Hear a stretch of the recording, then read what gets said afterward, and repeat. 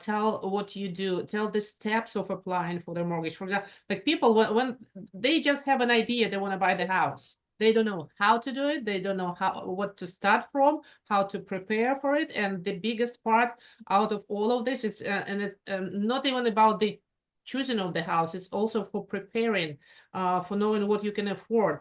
So now it's you can. I got you. Yeah, so for sure. For sure, yeah. So I'm a mortgage broker and I help people finance homes and I do so with a loan called a mortgage. And so it's very similar. A lot of people who's listening to this, you might have got a loan for a vehicle at a dealership. It's a similar process, except it's a lot more sort of strict because the banks want to make sure that people don't have issues paying for their homes and they want to make sure that people can afford the homes that they have and they don't have issues down the line. So when we qualify someone, we look at a lot of different things. We'll look at your credit score. We'll look at the income that you have, also the debt that you have. You know, some people may have a lot more debt even if they have a high income. So we have to take that into consideration because those factors all add up into what the bank feels comfortable, or the banks that we work with lending you so that you can, get your house. Some people are going to be getting several $100,000, if not more, like loan from the bank. So the bank wants to make sure that you can afford it.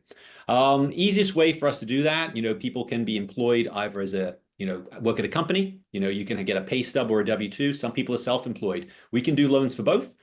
We just look at either the taxable income on the tax returns, or if you're a pay stub employee, we just look at some pay stubs. Very easy and simple to do, very quickly to qualify you. The other thing that's important is, just like a vehicle, you will need some sort of down payment to put down. Most homes, as a first-time home buyer, you can get in with 3 to 5%. So not, well within reason of a lot of people. And you can either have that saved up yourself, you can get a gift from a family member, or if needed, there are down payment assistance programs that can help you if you're a first-time home buyer. Sometimes they can be like a grant that's free, or we can get a second loan to assist. So down payment shouldn't be a hurdle preventing someone from having home ownership, because there are ways that we can make it work. So those are the main things that, the factors that allow someone to own a home and get involved and become that homeowner process. But it's very straightforward on that side of it. And then it's really down to, once we qualify you, you then go out and find a home you like with an agent.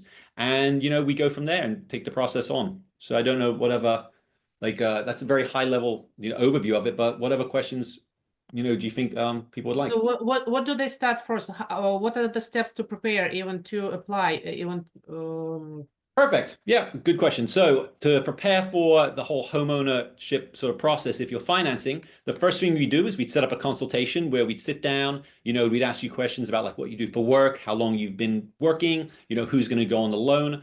Once we've collected that information, we can calculate your income, because sometimes what you make on a pay stub may not reflect if you have a lot of hours or your hours differ all the time. And then we can go over the different amounts. And just because you may be approved for a $600,000 house, you may not want a payment that reflects that. So we really want to base the home price off of a monthly payment that you're comfortable with, because at the end of the day, you're the one that has to make that payment. So it may not be the highest that we can approve you for, but you might be able to find a home that has a payment that you're very happy with, and it's maybe less than the maximum you're approved for. So we make sure to make it specific for everyone, because not everyone is the same. And some people, they prefer, the payment is more important than the sale price. The whole process of getting you pre-approved, transparently, is as fast as you can make it. If we have a conversation, you send us over all of the necessary documents, we can get you pre-approved the same day. But if you need to collect tax returns or file taxes and stuff, it could take a little bit longer, but we work with you the whole way to make sure that when you do file those documents that, everything's correct and, it makes the home ownership path very easy. Okay, can you explain a difference between pre-qualifying and pre-approval? So yeah, so pre-qualified and pre-approval. What you're going to do is sometimes you'll just speak to someone like myself. You will tell me roughly what you make, and we can pre-qualify you and say, oh yeah, you'd be about this amount. Most people, when you put offers in, they're not going to accept that. I'm just being transparent. So when you're pre-approved, we've looked at the documents, we've looked at the pay stubs, the bank statements, the tax returns, and we're fairly confident that unless some surprises pop up, we should, or the bank should, be able to fund that loan. So you really want to make sure that you are pre-approved and you've submitted documents. If banks are telling you that, oh yeah, we'll lend you X amount of money, but they haven't looked at your pay stubs or your tax returns or anything, there's a high likelihood that that deal could fall apart. So you want to make sure that you do a lot of the work up front, even if it seems more effort, because down the line, it's going to make things a lot easier. Because the last thing you want to do is go on the contract on a house, pay for an inspection, pay for an appraisal, and then at that point start submitting documents and find out that it's not going to work out because at least in Palm Beach County here, an inspection is going to run at least $500.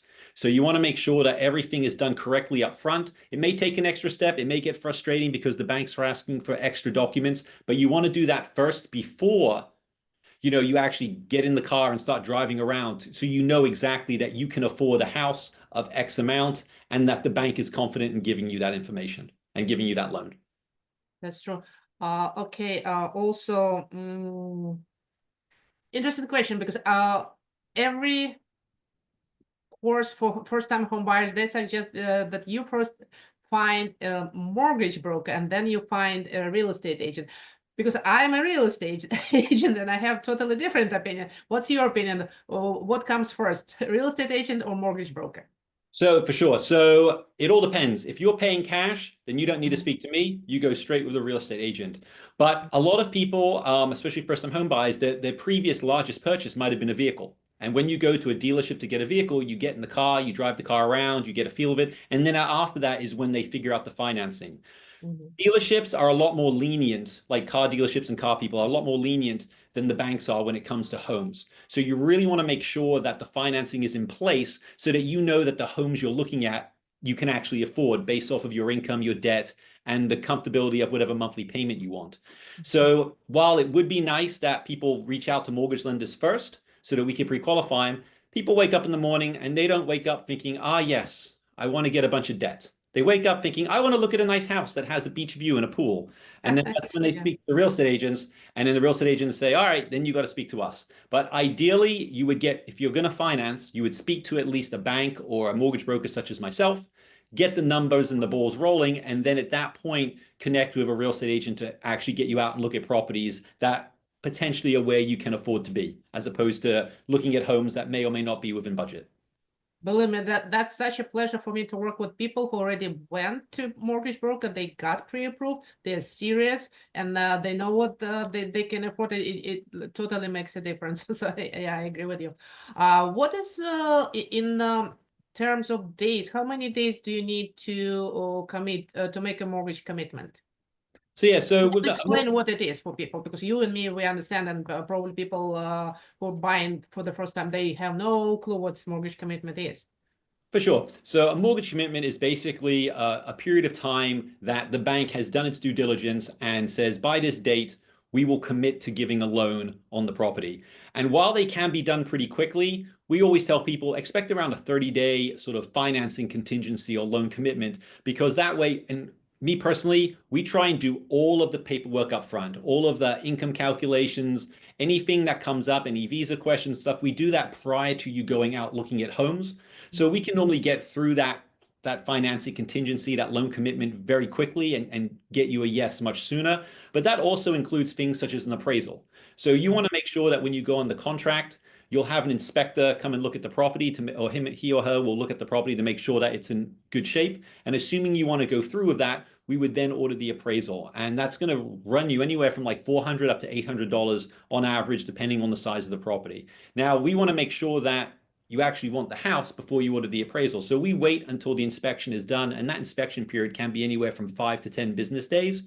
So you don't want to be paying for the appraisal before you confirm that the house is safe and something you want to move into. And that takes part of that 30-day loan contingency. It allows you to not be paying for the appraisal straight away until you know you're going to go ahead with the property. But by that point, we've already calculated the income. If there's any additional documents we need, we'll request those. But we try and give a 30 days because it gives you guys an out as a buyer. If for some reason something happens in the financing or you lose your job halfway through the process, you have that extra time there that if the financing can't be given, that you can get out and you would get your deposit back on the house. Yeah, here we come to a very interesting question. What not to do during the mortgage process? So yeah, so ideally you want to be very boring during the mortgage process. Once you started the application process until you get the keys, you want to be very boring. You don't want to obtain any more debt. You don't want to go out and buy a new car, get a new credit card, buy furniture for the house, wait until you get the keys. I used to tell people no new cars. And then I saw someone and they were putting photos of this great jet ski they were driving around with. And I said, oh, you're on holiday. They were like, what do you mean? I said, oh, you have a jet, you're on jet skis. Oh, no, I just bought it. And I was like, you just bought a jet ski? And they're like, yeah. I said, I told you not to get anything. And the person said, you told me not to get a car. You didn't get a jet Yeah, so ski. you really have to specify that don't do anything. Yeah, And very it's boring. interesting. My deal almost fell apart for very interesting and simple question. I mean, reason. The buyers transferred their own money from one of their account to their other own account, and they thought it's okay. But it triggered just before the day of closing. It triggered, and we had to postpone like for quite a while, Yeah. just because of that. So you really have to specify. Don't do anything. Oh, 100%. So sometimes people might have a family member gifting them some money, and Mhm. then the family member will, even though we tell them, they'll send the money to the buyer, when in reality it needs to go to the title company because otherwise, if let's say your mom or your dad is going to gift you money for the down payment, if they send it to you, we didn't have to trace that money. It's to prevent money laundering and other sort of nefarious acts like that. So we tell everyone keep it very simple. Before you do anything, ask us to make sure sometimes things are fine. You know, like so I had someone ask me, can I go food shopping? I'm like, yes, you can go food shopping. But it's like But don't shop for eggs now. It's too no expensive. egg. They're like $9 a dozen. Um, but yeah, no, so basically we tell people to be very boring during that time, no new debts, no big movements of money, you know, because we have to explain that. And you know, you just don't want to be asking and answering those questions. So how much money in percentage wise people can get as like any like presents from relatives? Can they also get presents like for the like from the bosses, like from people who work with them? Like what is like the limits? Because I have no clue. Yeah, no. So the when it comes to like getting gifts and stuff like that, we tend to tell people that it has to make sense. You know, what you're getting. So a lot of times a family member, a mom, a dad, a brother, a sister, a fiance, you know, they can gift you and they'll actually sign a letter that says it's a gift. It's called a gift letter. And they you can get like if it's a $500,000 house, you can get a $490,000 gift. And well, I mean, like the lowest loan we do is 25K. So you can get a huge gift and as long as they sign a document, it's fine. We've had parents basically pay three-quarters of the property, you know, for their children in the form of a gift, and then the child just got a very small loan. So, you know, like the amount doesn't really matter or anything like that. It just has to make sense, and a gift letter needs to be signed off on. Can you get a gift from not relative? So But it's then going you to can trigger a taxes, I guess, on that if you get, right?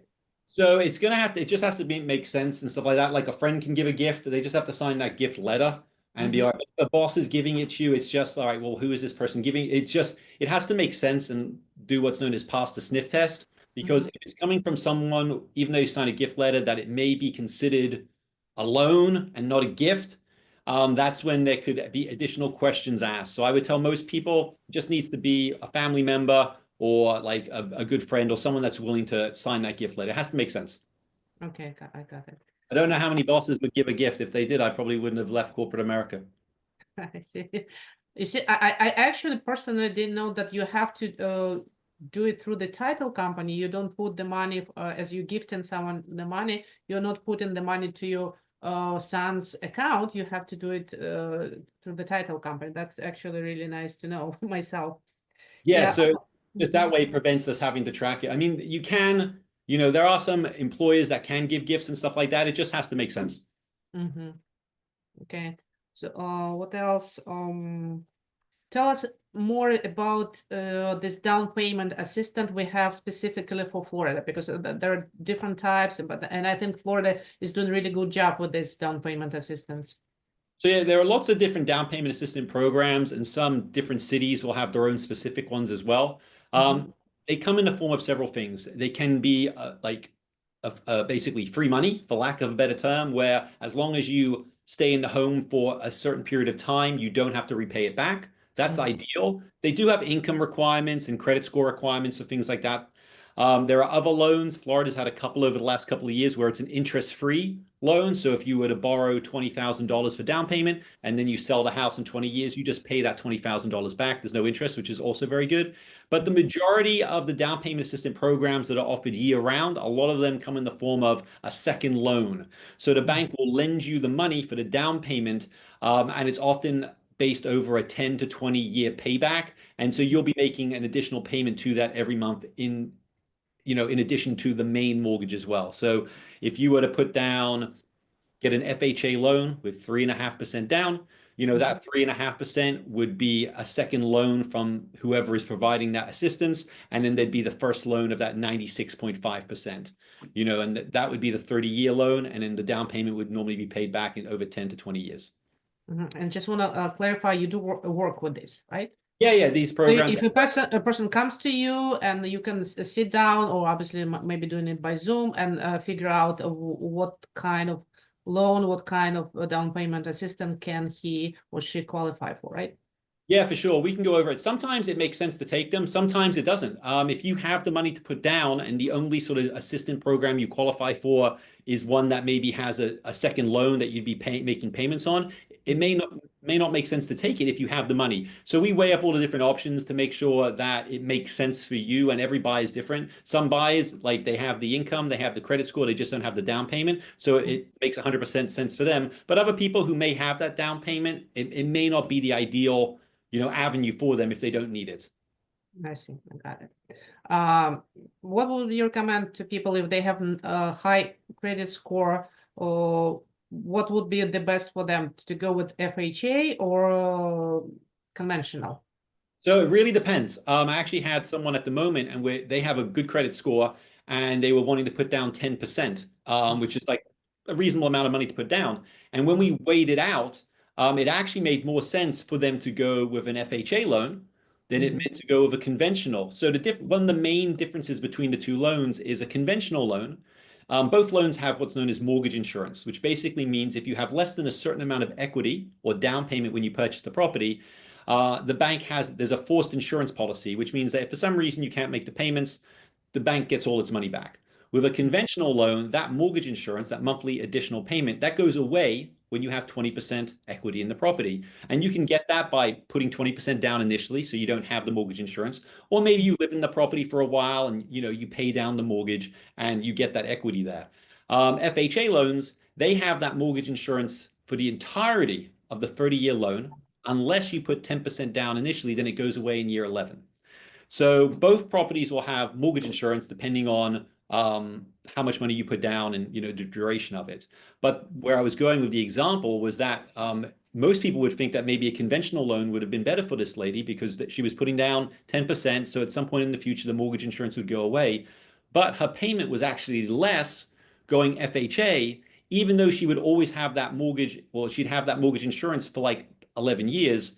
The payment was still less with her paying that mortgage insurance than it was with a conventional loan with no mortgage insurance. Because at the moment, there's a big difference in the interest rates between a conventional and an FHA loan. That's very in the weeds, but basically summarized, we look at everything and we decide which avenue is best based off of the individual cases. And sometimes it's an FHA loan, sometimes it's a conventional loan, or sometimes they're exactly the same, and we just make a decision at that point. You mentioned 25% equity. And we all know that when we pay off the mortgage, the majority, the biggest part first at the beginning of the mortgage, you're just paying more interest to the bank. So when does it happen? Does it mean that you paid off 25% of the mortgage in general, or you have to wait for 25% of the equity? Because it's going to be different, I believe. Right? Yeah, so it's 20%. If I said 25%, I apologize. So it's 20%.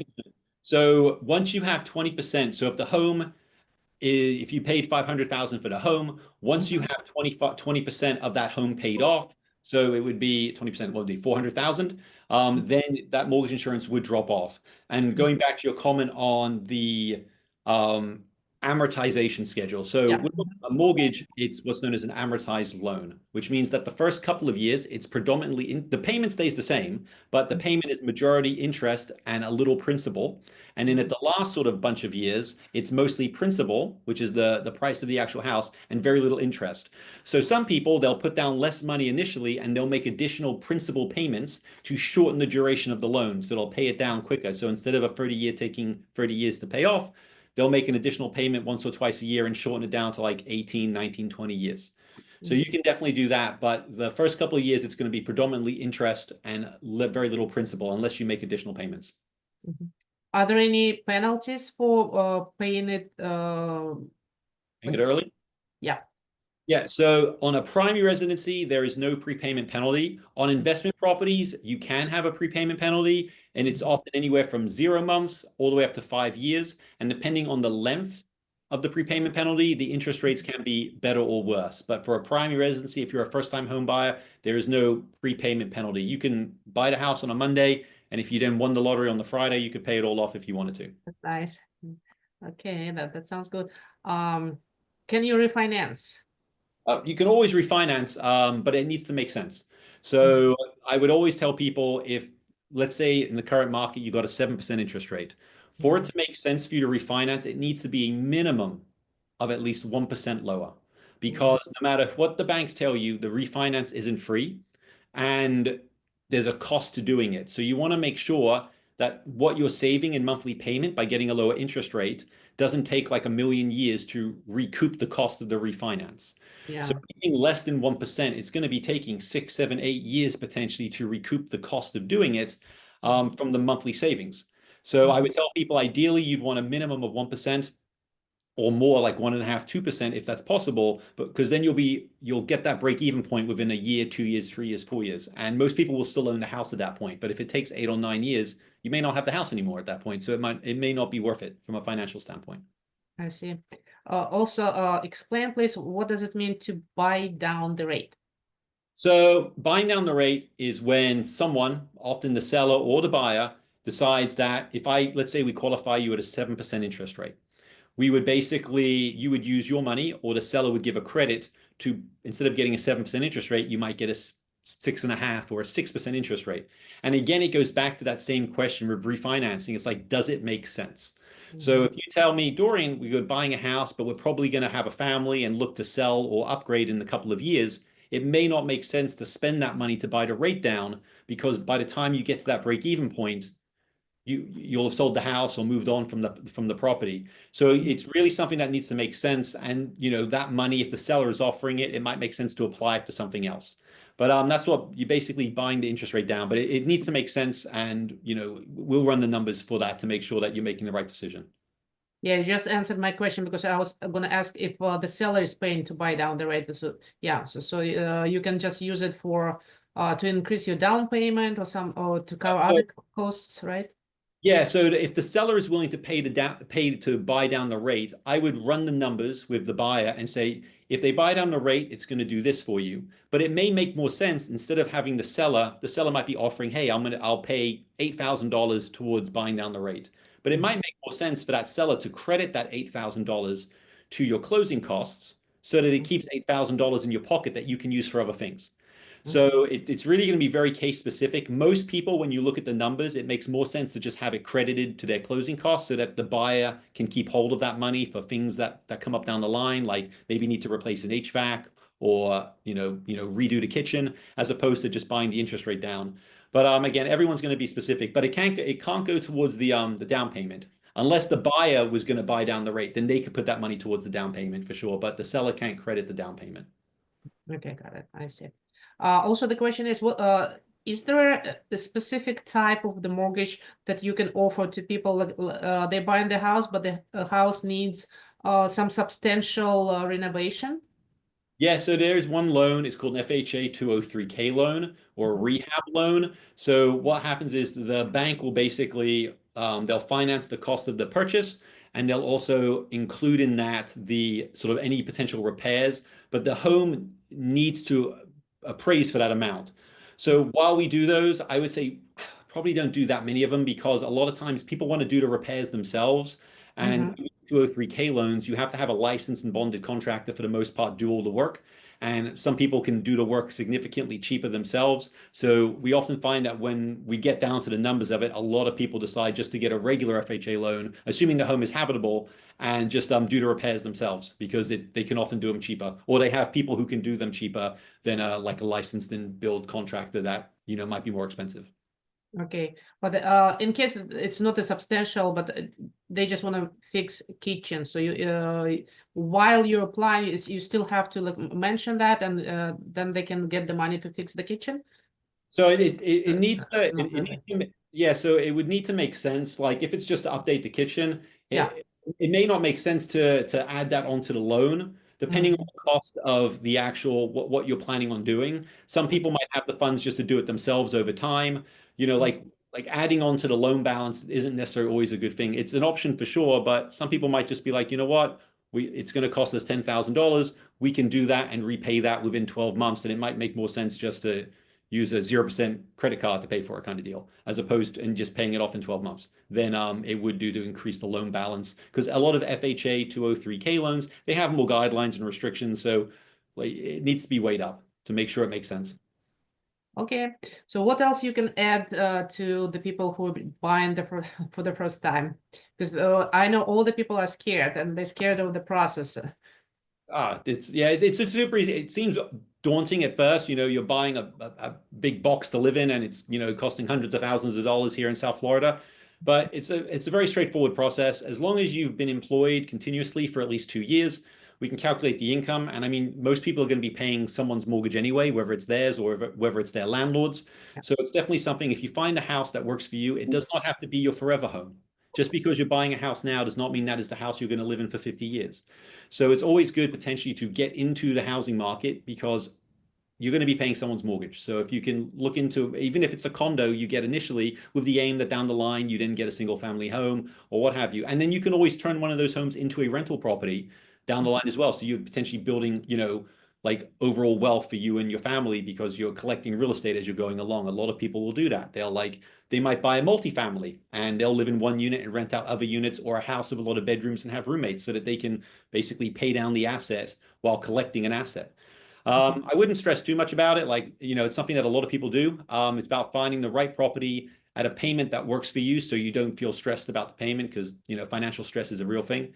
But it's easy to do. Yeah, any questions, they can reach out to you or to myself, and we're here to help you out. And we're definitely not going to put you in situations that aren't advantageous to you. And we'll look at all of the scenarios and make sure that it makes sense.